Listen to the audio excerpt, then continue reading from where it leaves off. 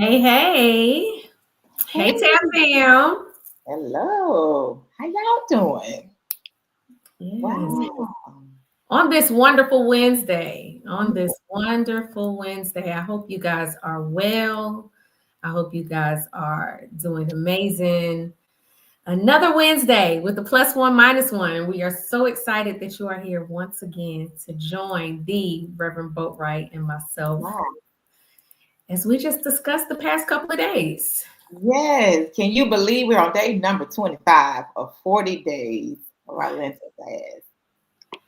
Right. We almost there. We passed the halfway mark, y'all. Past the halfway We are mark. past that mark. But listen, I'm getting some feedback that people don't want it to be over because they are just enjoying it just that much, Kim.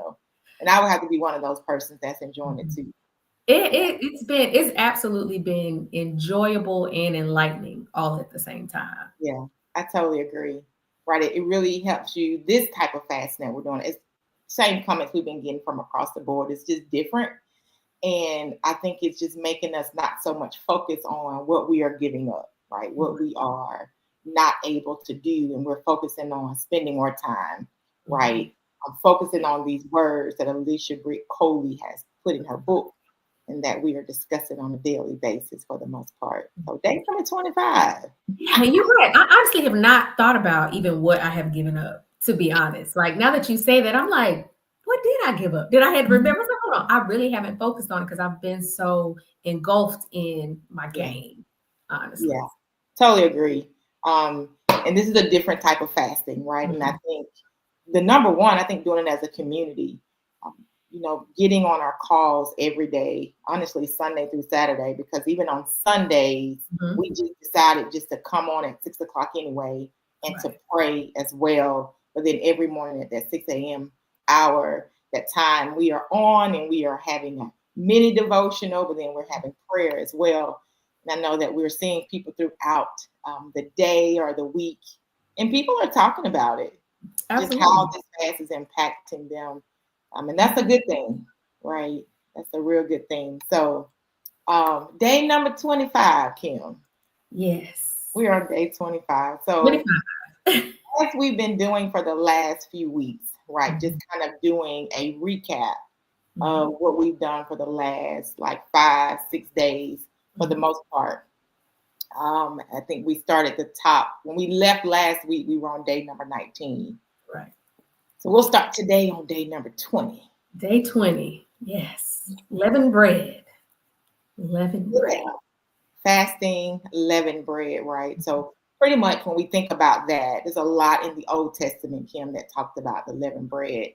And it's really and truly just like where you have the spiritual practice, and leavened bread symbolizes whatever sin may be in our life.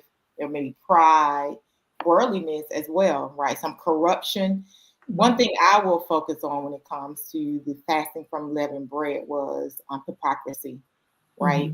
Mhm. Um, just thinking about how Jesus warned people against religious leaders who were outwardly holy but inwardly corrupt. Right. Part. So we Right. saw that in Luke 12. So um, I think for many people that day too, Kim, I'm not sure how that impacted you, but I think oftentimes we don't even see, or sometimes we could either be or come across as hypocritical, right? Mhm. Yeah. Mhm.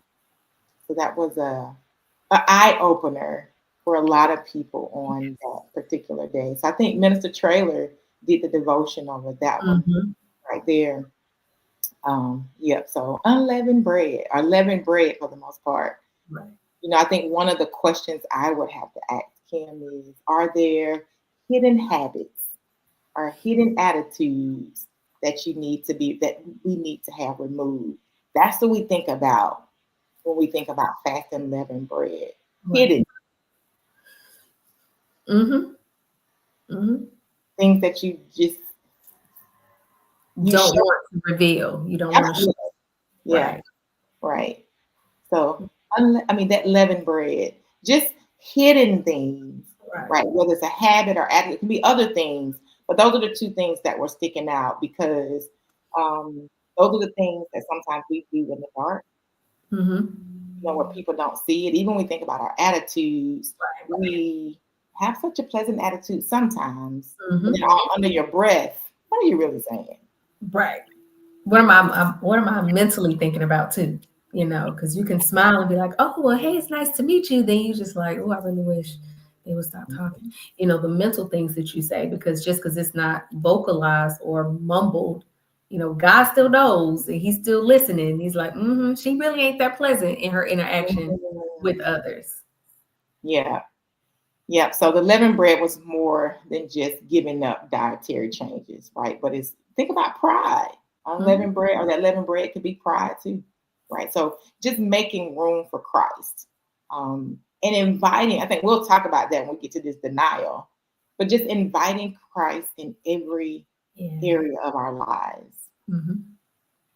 Not sure if you've read My Heart, Christ Home.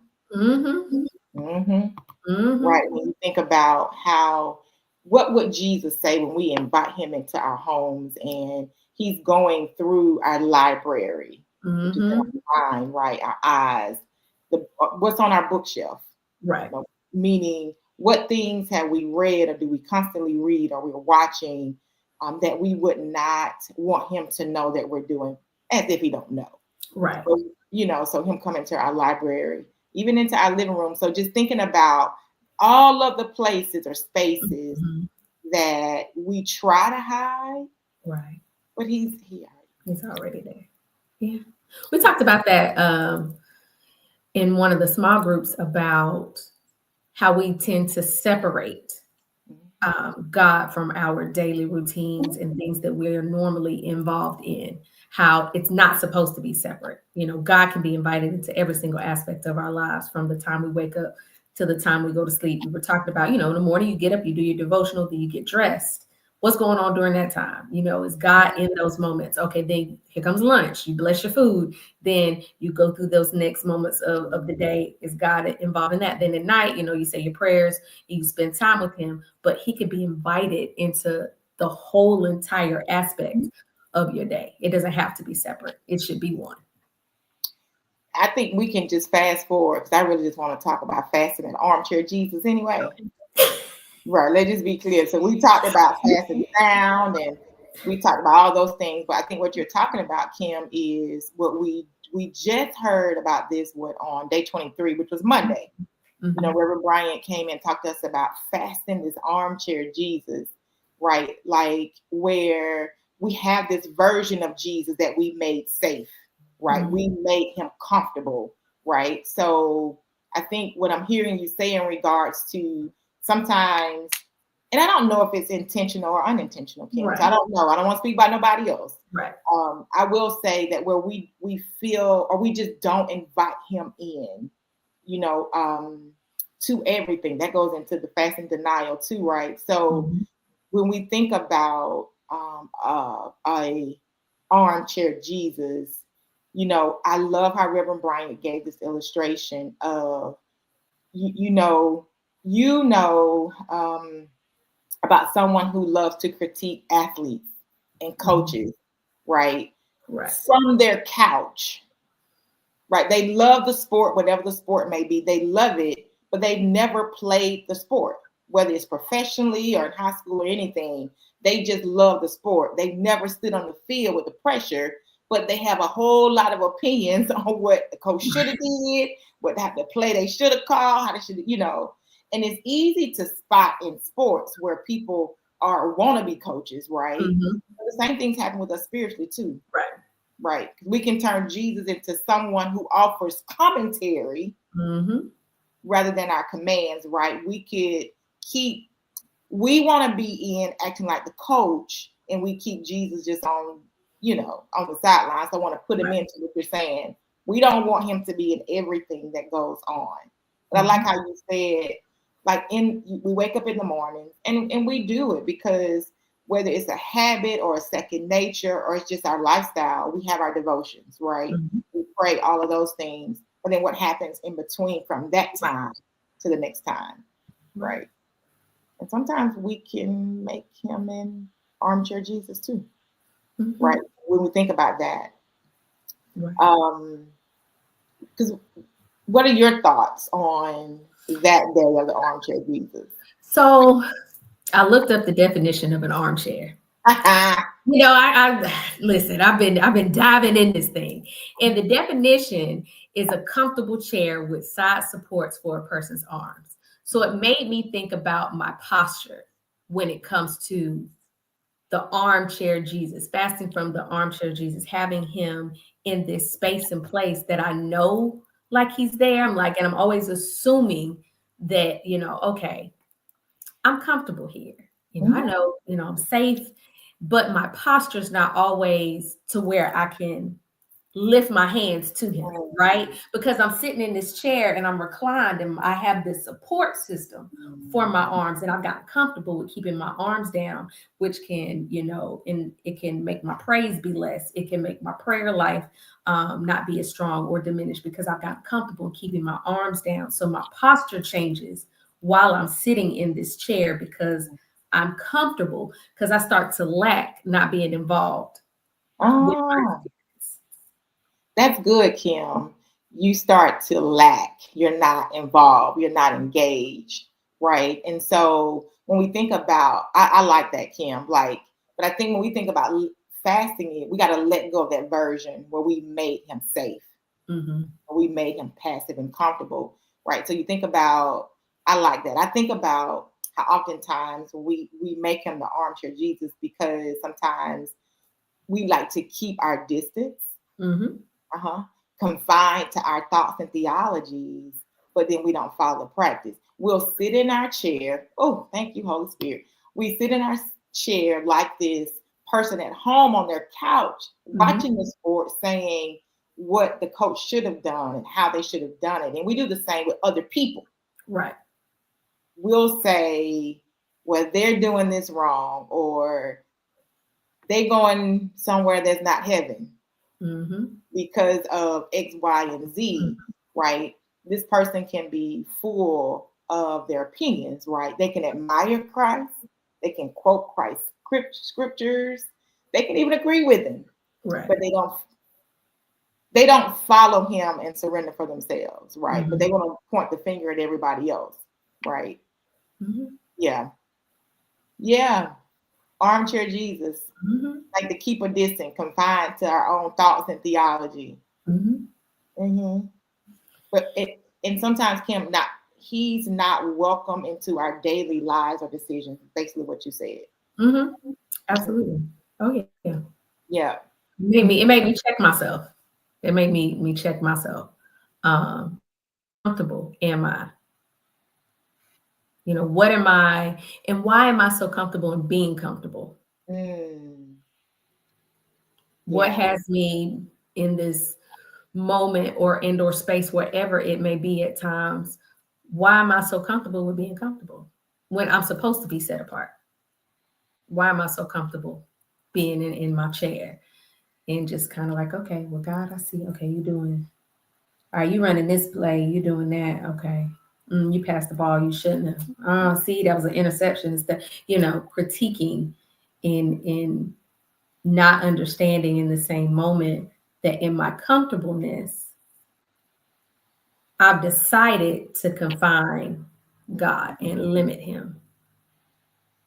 Well, isn't that the way we do in many of our everyday relationships though? Right? So we get comfortable in them because we know them, we've been around them and things of that nature. And I do believe that sometimes we can be the same way in our relationship with God, with Christ as well, where we get comfortable and we feel that we can just get lax, to your point, and start pointing and saying, hey, why didn't you do this? Why did you do this? Right. So this is the Jesus where I think sometimes I remember my pastor, Reverend Lockett, said this, too oftentimes we are professors of Christ. We profess him out of our lips, out of our mouths, but do we possess him in our hearts? And I believe that whenever we get to the point where we have this armchair Jesus, right? that's where we are. We are just professing Christ out of our mouths, but do we really possess him in our hearts? And that goes back to just like relationships. Because sometimes, just like in any relationship, you can fall in and out of it. Or am I operating from a space of entitlement? You know, am I feeling like I'm entitled to God waking me up, entitled to him making a way, entitled for him guiding my path? Am I operating from a space of entitlement? That was something that kind of came to my mind, because in my comfortable chair, I, in a sense, feel like, because I am a child of God, am I feeling entitled? That's good, Kim. And that could be, I mean, that's a really good question to ask. Am I entitled? Because we live, I'm going to speak for myself, with expectancy. There are things like, if it's the Lord's will, I'm expecting for him to wake me up tomorrow. Right. Right. And so I do agree. There's a difference between expectancy and entitlement, though. Right. So even with just not getting too comfortable, because God does not have to do anything. Right. But because he's God, because he's gracious, because he's merciful, right? Because he's just God. God does all of those things because he chooses to, because he loves us. He doesn't have to do anything. And I think, to your point, even thinking about, is it entitlement? Right. My God. I think that's almost like King, when Saul was king, and he couldn't wait on Samuel to come. Right. And he was just, and I'm just saying, there's a sense of, like you're saying, maybe let me just go on and go before him because it's taking too long. Right. Armchair Jesus, Kim. Interesting. Yeah. Now, could armchair Jesus coincide with sound, fasting from sound? You said, could it coincide? Could it? I think that we kind of keep distance, confined to our thoughts and theology, when you think about fasting from the armchair Jesus, right? I think with sound, I think we're in a world that's filled with so much chatter, right? We get notifications about everything. There's music. We listen to podcasts in our cars, all these different things. It's just always noise around, where with sound, it's rare that we experience true quietness, when you think about that. So when we fasted from sound, was that day 22? Stepping away from the noise and the distractions that constantly input, that are in constant for us to, it fills space. So I think constant noise it impacts our ability to hear God's voice. Or are you saying it's the same thing with the fast and the armchair Jesus? I mean, it could kind of be, because if I'm sitting in the chair, I'm the sound. I'm the one sitting here, right? So I'm in my own head, constantly creating in some points in times unnecessary sound, because I'm too busy talking and trying to explain what should or should not be going on. Oh my God. Yeah. That's good, Kim. It could go, it coincides. Because we can be comfortable in that way too, right? Speaking to ourselves, saying the way, God, I want you to bless me this way, right? Versus how, like when Jesus withdrew, when he withdrew to pray, right? He stepped away from the noise and the crowds to be alone with the Father. And not so much he prayed, but I believe he sat with the Lord as well, right? So that he can say, so the Father could speak to him for sure. But I think we just live in a time where there is just constant noise all the time. And sometimes it's as if there's competing priorities for us, for our time, right? And therefore you're constantly hearing this sound. But then I like how you're saying that you can couple that with fasting from, the armchair Jesus, because we are the sound. We're making the sound. And we're telling ourselves a story. And then the story we tell ourselves, we project that on Jesus, on God. Yeah. Wow. That's good. And that wasn't even in my notes. I don't know where that came from. The Lord was like, girl, I'm talking to you, right? I was like, yeah, I know, because I'm a talker by nature. So I was like, hold on. Because it's hard sometimes. It's odd when I have too much stillness, when it's too quiet in a sense. I'm like, hold on, I'm missing something. I didn't do something, because I struggle with the stillness and not having the sounds that I'm accustomed to, the sounds and distractions in my life. And I know for me, the stillness, it can help me in hearing God. But because there are moments when I don't want to really hear what God is going to tell me or answer me in a certain prayer, because in a sense, I'm a little anxious. How is he going to answer this prayer? What is he going to tell me? The sound, I love it in a sense, and I kind of am addicted to it, because stillness makes me uncomfortable. And I'm the total opposite. I absolutely love silence. Oh my goodness. When I'm in my car, there's no music, right? There is just me, and I'm just listening to whatever sound I hear, whether it is birds chirping or just me driving on the road. When I'm in my home, it is the same thing. I absolutely love quietness. That sometimes noise really and truly irritates me, Kim.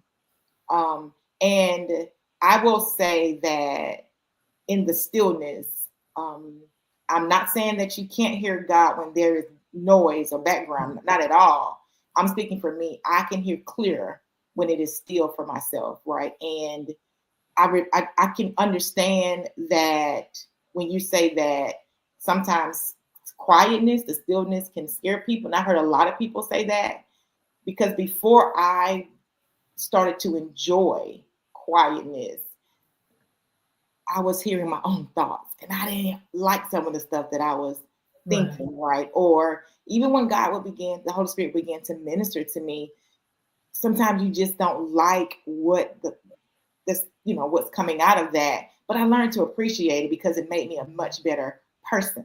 It made me a much better human being, because being still and quiet, if I've wronged someone, said something wrong, spoken out of turn, nasty with the way I said, I'm just going to be honest.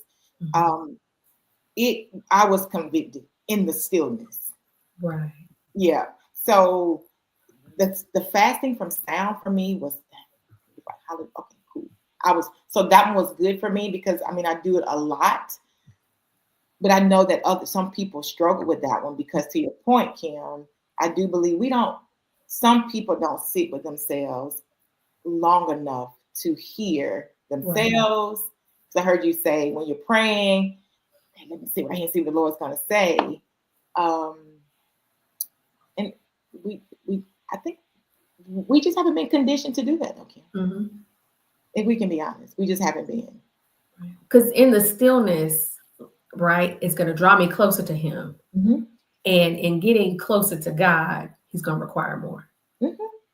So in requiring more of me, I'm like, hold on, I don't want to be too still, and I don't want to listen too much, because you're going to pull on me, and I'm a little nervous, So this, like I said, the stillness, and it for me, it's kind of, in moments I can handle it. Cool. Sometimes I need that. But in other moments, I'm a little anxious, like, okay, we're going quiet. I know he's finna say something. What is he finna say today? And I get into my own head, and I create extra sound to keep myself busy. Because I'm nervous as to what he has next for me, or where he's going to pull me, or what he has to say to me. I've noticed that about myself. On that day, and the days after that, I was kind of like, ooh, okay, the stillness and the quietness makes me feel a little uneasy. I'm pretty sure that's a lot of people, because that was me at one point, right? I think, and we got some time. I think even when we think about day 21 and premature resolutions, You know, we think about oftentimes we want quick fixes. So even if we take it to the Lord, most times we don't sit and wait on the response. Right. And a lot of times because we want to fix it now, the silence, I'm ready to go get it done right now. Right. And I think that, Kim, we say that we want this intimate relationship with the Lord, but what are we willing to do to get that intimate relationship? Right. So, you know, and let's be honest, it's the intimacy. It's more than just doing a devotional. That is great. I'm not taking it away from it. It is more than just praying. That is great too. But you know, we've often heard it's more than just reading our Bibles too. And I'm gonna say it how I'm gonna say it.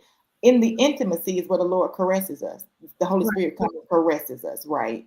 Comes and soothes us, right? Come and whisper sweet somethings in your ear, because there is somethings, right? In your ear, you know, tells you things that you could miss. So I'm not saying you can't get it. Things that you could miss when you're busy, when there's noise everywhere, right? When you're wanting to resolve the issue. I found in my own experience, when I sit in the stillness, you know, me trying to move ahead, I am prompted. I know what you want to do, but it's going to be a mistake. So if I'm sitting with him long enough, right, I can get some resolve. Or it's just the way the Spirit loves on me in the quiet. Ain't nobody do me like Jesus, right? Right. So there's a danger in acting hastily. There's a danger. It's a danger. Where is it in Proverbs? Desire without knowledge is not good. Whoever makes haste can miss their way. Yeah. You can miss my way by acting in my increasing the sound and wanting a quick resolution. I can miss my way. Yeah. It's that fasting sound. I was glad she brought that out. I'm looking in the chat right now. We have a few comments. Sandra Nelson, the serene stillness of profound quiet enveloped me, creating a soothing atmosphere that reassures me of God's will and my purpose as bestowed upon me by Him.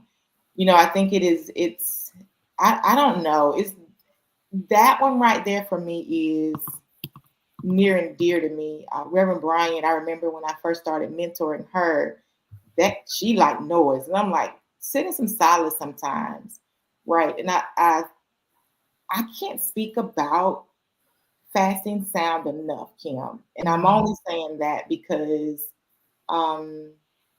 when I was in trouble, and I'm not talking about legal, but just when I was in trouble, in the quietness is where I found the resolution, right? When I was hurting, it was in the silence where literally I understood how much God really loves me. Yeah. Because, you know, love is an action word. And of course, God shows us through so much how He loves us. But it's in the quietness that I can hear and I feel the love. And on any given, even today, I had to write something down. I think it was Psalms 91:5. Like, when you're in need, I will just love on you. That's just so comforting to me. I read this, but then I keep that in my heart. And as I'm sitting in the solace, right, in quietness, I don't know. That one, yeah. Interesting you brought that up, Kim. Listen, today, day number 25, denial. Fast and denial. Fast and denial. Now listen, Reverend Brian did a thing on this one, right? So refusing to hide from our true emotions, right? And choosing to face them honestly with God. So you think about denial, right? It's quiet. Mm-hmm. It has a tendency, you know, to make us feel that it is okay to act like we are not human. Right. So Reverend Brian said, like, daily tendency to hide how we really feel from others, from ourselves, and we try to hide it from the Lord, Right. right? And sometimes denial isn't always, it doesn't always look like rebellion, right? Mm-hmm. It can be pretending. Mm-hmm. Because we know we use a whole lot of church cliches, Kim. Right. Somebody Absolutely. asks us how we're doing, and you know, don't throw tomatoes at us because there's nothing wrong with being blessed and highly favored. We're not saying that. No. Um, too blessed to be stressed. Okay. But what is wrong? And Kim, you come and say, hey, but how you doing today? If I'm having a rough day, because I'm human, I can say, you know what? Today was a rough day, Mm-hmm. but it's going to get better. So at Right. least I am not pretending Mm-hmm. that, you know, and I think oftentimes we deny what we're really feeling. And when we do Absolutely. that, we increase our distance between us and God. Because in our nakedness, it makes us feel ashamed. Come on. Come on. I feel Who told ashamed. you, Kim, who told you you were naked? Come on here. That's where I was going to go back. Who? Because in my nakedness, I feel ashamed. You see my blemishes, my unevenness, my scars, my ugliness. In my nakedness, I feel ashamed. I cannot truly show you who I am because I'm ashamed. And on top of that, there's been moments and spaces, whether I'm not going to say, you know, in church and out of church, where I have been shamed for decisions and words and language and movements that I have done. And it's made me pull back and operate in a season, in a space of denial, because I'm going to refuse to show you who I truly am and give you my true emotions because I don't want you to shame me. That's good, Kim. Right. And woe unto us and that's the reason why oftentimes we are in denial. Like we hide our true emotions, we hide our true selves because we have walked down the aisle of shame with the big S on our back, on our front, or forehead, you know, or whatever. And all of us as believers, or even if you're not one, all of us know what it feels like to be shamed, right? All of us know what it feels like to be ostracized and criticized, right? Shame will have you denying things, right? And let's be clear, Kim. You've been shamed bad enough, it'll make you want to get on 20 with no bags, just walking or just driving. You ain't got no money, you just ready to go because somebody or a community has shamed you.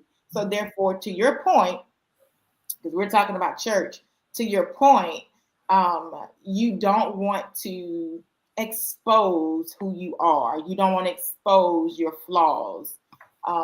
You don't want to expose your failures, or you don't want to expose that you're human. Right. Because you just don't know what people are going to say. Right. And it's been moments when I have exposed certain things and I've realized that it was more, my exposure was not for me, it was for somebody else. Yeah. And I'm like, okay, that moment, you know, when I've been able to say my truth and expose and operate in my moment of nakedness, I brought somebody to Christ. I may have stopped somebody from ending their life. I may have, you know, stopped somebody from not coming back to church because they encountered me in my true, authentic self and moment, because I did not operate from a space of shame, because everybody, in a sense, probably operates in there at some point. We all have blemishes. We all have marks. We've all made bad decisions. So I've had to get to a point to where I'm not gonna stay there long. Yeah, okay. I feel a little bad for making a bad decision. I feel bad for maybe saying something unkind to somebody. But in the same notion, I'm human, and those real naked moments is what draws connections between other people that may help them in their moment. Yeah. But I have to be able to come from that position of this is what's really going on. I don't feel good. Yeah. I'm sick. I don't want to talk today. It's not that I don't love you. It's not that I don't care. But right now, this is what Kim need. I need to take a nap. I need to go to sleep. I need to not have human interaction because right now, Kim needs X, Y, and Z. Absolutely. Yeah. Right. I agree. I thank God for delivering me from the thoughts of people. Mm-hmm. I do. And it took me a long time to be able to walk in this freedom, because what I realized was the only audience I needed to be truly concerned about, Kim, was the Lord, Mm-hmm. right? Honestly. And so beginning to know how to be honest with God first, Right. period. Because he knows all things. So hey, why am I trying to deny something, or I'm trying to act as if he does not know? So learning to be honest with him, right? And that's going back to that intimacy, really invited intimacy between me and the Lord. And I could tear down those denial walls, or I can tear down being fake or pretending, right? So when we think about, I think in our devotion today, she quoted someone named Larry Julian, and he said, hiding who you are isn't the solution, Mm-hmm. right? And I think until, and shame on us as believers, as a church, right, for shaming people. But, and I don't like this quote, but it's what it is. Hurt people hurt people.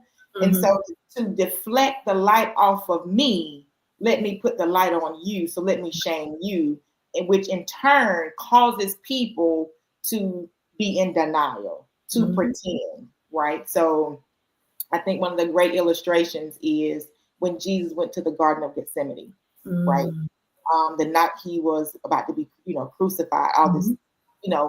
and when we think about, he did not pretend. Reverend Bryant did a really great job today of sharing how Jesus did not pretend to be okay. He Right. didn't push past his emotions or anything. He was deeply distressed and overwhelmed, right? And so, now, like how and the Bible even talks about it. Jesus went back 3 times. Father, if it's possible, can you just remove this cup from me? So Jesus did not want it. He wanted to be another way, but he wasn't showing weakness.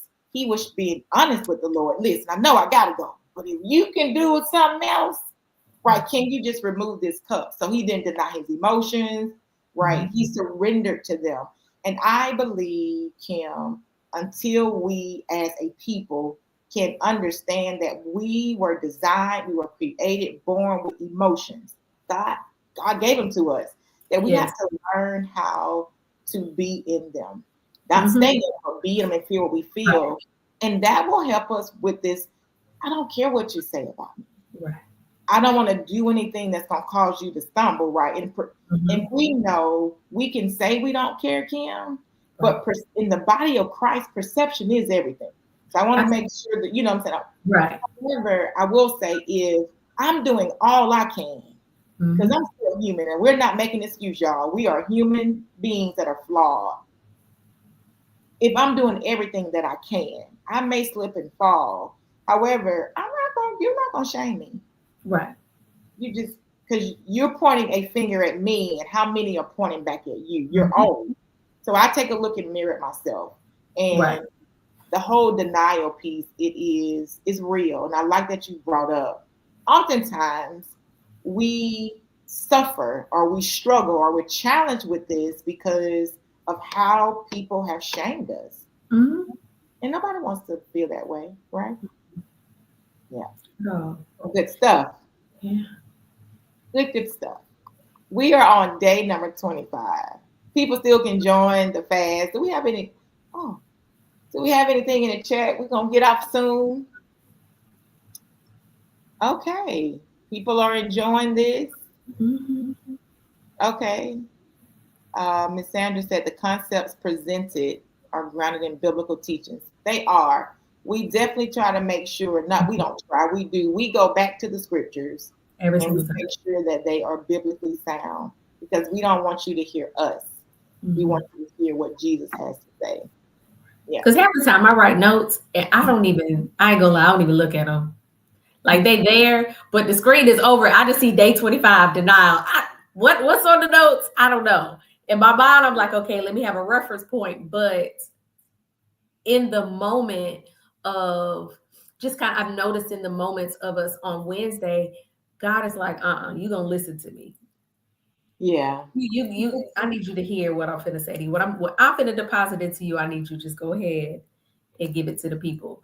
And Absolutely. and also keep it for myself, because even in this, while I'm, going through these Wednesdays, it's helping me. It's not about, anybody else or anything. Yes, I'm here to explore and journey with everyone, Yeah. for this Lent fast, but in our moments of talking, it's things that come out that are like, ooh, Kim, you, mm, okay, God talking to you.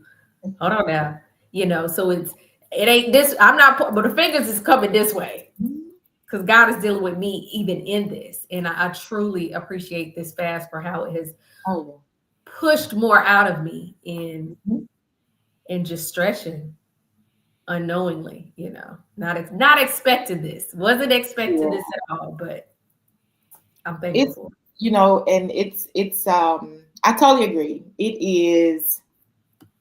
I'm learning phrases and words that I would never have put in my vocabulary, like artificial lights, fasting from artificial lights. Like, when I think about fasting from an armchair Jesus, and when you get the definitions of what they're talking about, it makes so much sense. Because whereas we think we are perfect Christians that are unflawed, this fast from with Alicia Britt Coley is really helping us to think outside of the norm, Right. and it's really making us look at ourselves. You can't even point your finger at anybody else when you look at these words every day. You cannot, right? Right. So Because the yes was easy. The yes to fast was easy. yeah, it The was yes easy. is always easy. It's the work after It's the work after, that you have right? to get it I to. think, we thank you all for joining us on tonight for sure. Because Kim, I know day one of this fast was fasting from Lent as a project. I was like, wait a minute, because oftentimes we join these fasts because our pastor asks us to, or it's just sometimes it's a fad. Everybody's gonna let me do it, right? But when we fasting from Lent as a project, and I think every week we continuously grow in our numbers, and we keep getting more and more people to say how I'm still struggling with this. This is still like ministering to my heart. That lets us know that, to your point earlier, I believe many of us have forgotten what we said we were releasing, and we're so focused on what we are gaining. And I believe that the Lord is pleased with this as well. Absolutely. Because it's taking out the roboticness of Yeah. fasting. Yeah. It's more organic. Oh, we're so excited. Woo, we are day 25. Listen, if you are still interested in joining this fast, if your first time seeing us on here tonight, come on. They're going to put it on the screen that you can text Lent 2025 to the number 706-995-7044. You will receive a text message just letting you know what time we'll meet every morning anyway at 6 o'clock a.m. for prayer. Then you also get your devotion in your text message as well. We have been having a really grand time. People are leaning in, if you will. And I just believe we have been challenged in a very good way. We've been challenged in a good way. I don't believe we'll be the same after this fast, Kim. Yeah, I don't believe so. And I've been challenged to the point where sometimes when I'm on in the morning, I'll be like, hold on, this wasn't as long as yesterday. Wait a minute, I'm missing some minutes. Hold on. Yesterday we went to 6:13 and 45 seconds. Hold on. Today was 11. Hold on, I'm missing some minutes. I was like, wait a minute. Hold on. And we know we try to get people off by 6:15 because we definitely know people either have to go to work, they're getting their children ready, or some people are, just chilling at the crib because they are retired. But we don't want to have you on there too long. The good thing is this, Kim. So I spoke with Reverend Bryant, Minister Trailer. the devotions that we provide for you in the mornings, you will get a whole booklet of those after the 40 days, because it's a little bit different than what you get in your text message. Mm-hmm. Mm-hmm. Yeah. So we've been on here for 46 minutes, 45 minutes. We always get on here and be like, we go get in and get out. But the Lord said, my Not word today. is too good for you to be putting me in the armchair. Get up out of there. I'm not your armchair, Jesus. Okay. Yes. Thank y'all so much for joining us tonight. And again, if you are able and you're willing to join us, you still have a few more days that you can join us on the fast for sure. We would love to have you to join us. Kim, it's always a pleasure. Always, always, always. All right, y'all. Wonderful, wonderful night. We're going to see y'all in the morning. We're going to hear y'all in the morning, because you're going to text tonight and you're going to get that reminder to jump on at 6 a.m. So get some rest, get your pen and your pad out, and get ready. Not the pen and the pad. All right, y'all, good people. Notes. Listen, we thank y'all for coming and joining us again. And those that are going back and look at the replay again, you still have the opportunity to join us as well. But we will see each and every one of you next week, the same time, 7 o'clock, right back here on Facebook and or on YouTube as well. Y'all be blessed tonight. Thank y'all. Good night.